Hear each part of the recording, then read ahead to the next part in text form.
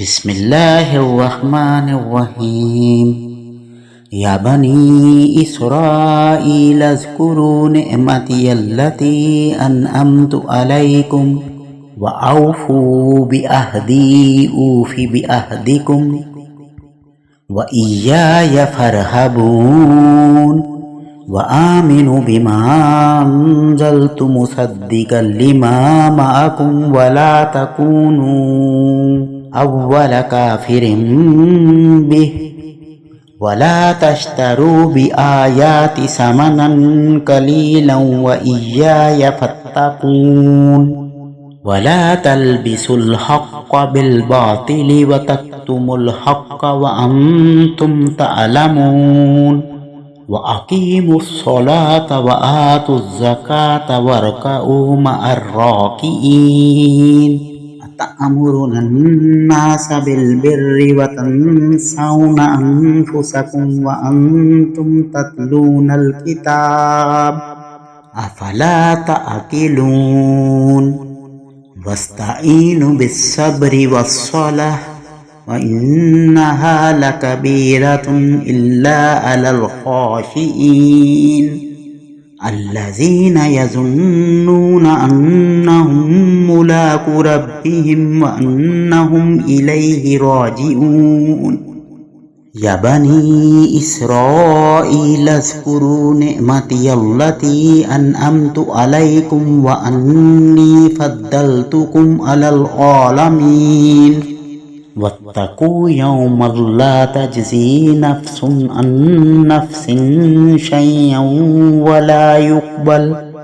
ولا يقبل منها شفاعة ولا يؤخذ منها عدل ولا هم ينصرون.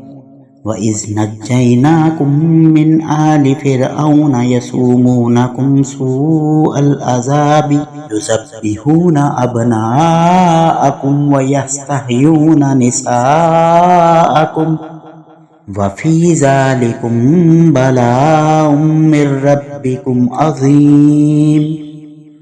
وإذ فرقنا بكم البحر فأنجيناكم وأغرقنا آل فرعون وأنتم تنظرون.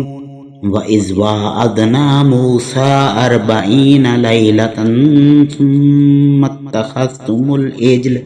ثم اتخذتم العجل من بعده وأنتم ظالمون ثم عفونا عنكم من بعد ذلك لعلكم تشكرون. وإذ آتينا موسى الكتاب والفرقان لعلكم تهتدون.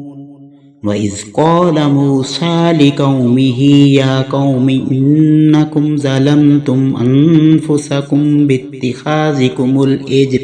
باتخاذكم العجل فتوبوا إلى بارئكم فاقتلوا أنفسكم ذلكم خير لكم عند بارئكم فتاب عليكم إنه هو التواب الرحيم.